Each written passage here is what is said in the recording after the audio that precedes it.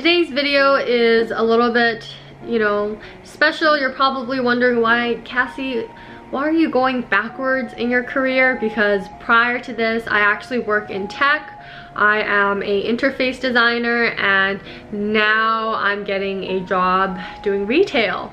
And so I kind of wanted to explain the whole situation, what happened, and then get into how I looked for a job. And I'm going to show you guys the whole process. Essentially what happened was, when I first came to Canada, I had a freelance design gig lined up, and when I arrived, I was about to start, and then all of a sudden the company that I signed the contract with decided that they were going to go with their internal marketing people rather than working with me.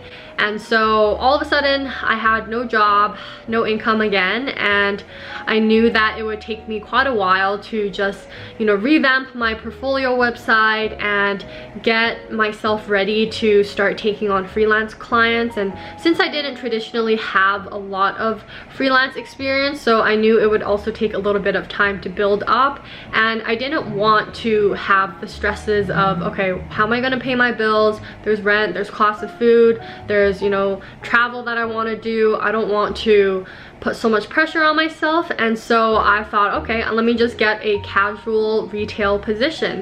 It actually works out really well because casuals in Australia, they actually get paid very, very well here, so you can definitely make a living wage, and you can even save up if you pick up a lot of shifts. So if you're interested in seeing how that all happened, then just keep on watching. And today I'm going to show you how I find a job in Brisbane, Australia. So we're going to be taking the train down to Brisbane's CBD, and that would be Queen Street Mall. I chose this area because I knew there would be a lot of hiring opportunities. Oftentimes the stores that are hiring will display their job postings on the window, and I would also recommend going directly into the stores you would like and ask them if there are any job openings.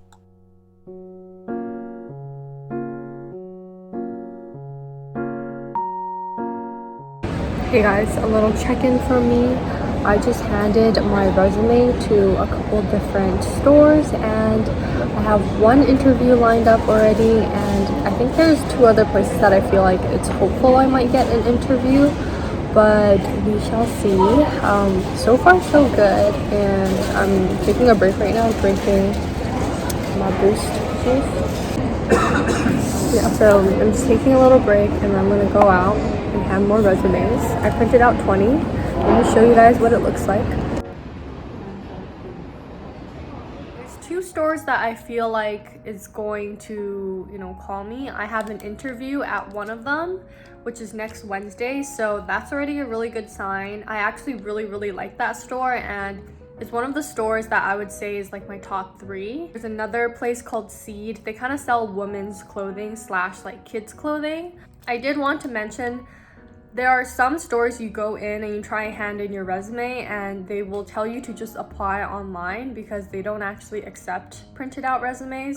Those will typically be like the bigger chain stores like Cotton On or H&M, like stuff like that. They typically want to just have your data online rather than on paper. I typically like to steer away from those stores because I feel like there's just such a big pool of people when you're applying online. I prefer to just hand it in person. You get to really make an impact, that first impression, meeting them. They can get a feel for who you are, and I just personally think it's a better way to do things. Hey guys, so I just got back home from doing 2 interviews. One was a virtual call and the other one was in store. They kind of always ask the same questions. The very first one that they always ask is, tell me about yourself. They always ask that one because they want to get to know you as a person. They want to know where you came from. Second one they like to ask is, why do you want to work for us? So this one is very common as well. Make sure you have that prepared. The third one, what's customer service to you? Sometimes they'll ask, what are your skills and qualities? They will also ask you kind of scenario-based questions, like tell me about a time where you went above and beyond to make a customer happy.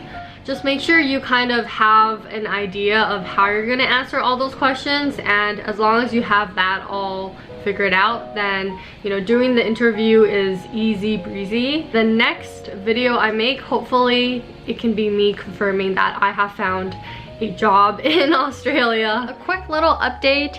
I just woke up this morning after finishing my interviews yesterday, and I already got an offer from Chic. And so yeah, I think I'm going to move forward with Chic. I mean, they were both really good companies, but I felt like Universal was just a little bit chaotic in there, and they have this really loud gate right across from the store that beeps every single time a car is coming in and out, and it's very loud. So yeah, I wouldn't have known that unless I went to the store. Today is actually my first day of work. I have a 2-hour little orientation thing virtually, so I'm not actually going into the store yet. I kind of wanted to tell you guys a little bit about, how much I'm getting paid, and like the nitty-gritty details that I'm sure a lot of people want to know when they're trying to apply for a job in Australia. So I am over 21 years of age, so depending on kind of what age you are, you kind of fall into different brackets of what you get paid. And so for retail, for being in retail and kind of working a casual position, you actually get paid more. So my hourly pay rate at the moment is $27.91, which is pretty amazing. Like back home, our minimum wage is like what? It's still like $15 and something. So the fact that I can make $27.91 an hour just, working in a store is a huge deal. If I work evenings, so that means after 6 p.m. from Monday to Fridays, which their stores typically close at 6 here, then I get $33.50. And then if I work a Saturday, I get $33.50. A Sunday, I get $39.08. And if I work any public holidays, I can get $55.83 an hour. So as you can see, that is a huge chunk of money right there. I'm totally open to working holidays as well, because I'd rather travel on the days where it's not as busy anyways. All of the companies in Australia, basically, if you work anywhere, they do something called, you have a superannuation fund, where the company contributes additional money for your retirement, and everything gets dropped to this fund. I think they said they put in like an extra 9%, and it just gets dropped into this fund. And even though you're a working holiday person, you still get this fund. I personally picked the Host Plus fund, and that was just based on kind of doing some research. It was really easy to sign up. All I did was sign up for an account, and then they give you like a membership number, and when you're starting work at a place, they will ask you if you want to use your employer's fund that they pick for you, or if you want to nominate your own. So I chose to nominate my own, because if I do get different retail jobs, then I can have everything just point to this one fund, rather than one employer putting it into this specific superannuation fund, and then another employer uses a different fund, and then another employer uses a different fund. You can see it can start to get very complicated if you have 3 different funds, versus when everything kind of just goes into this one fund, then it'll be easier for you when you're actually leaving the country. So yeah, that's basically what I did. Thank you guys for following me on this journey. I'm so glad that finding a job this time around was so much easier. Australia, I think, has a lot of opportunity right now, just because a lot of the workforce had left when COVID happened, but they are starting to kind of come back, and I'm just really grateful that I am able to work a casual job. And then my next step is really to focus on my design work, because I really want to do more freelance design work. That's it for this video. I'll see you guys next time, and as usual, if you have any questions, leave it in the comments below and I'll try my best to reply you. Okay, bye guys.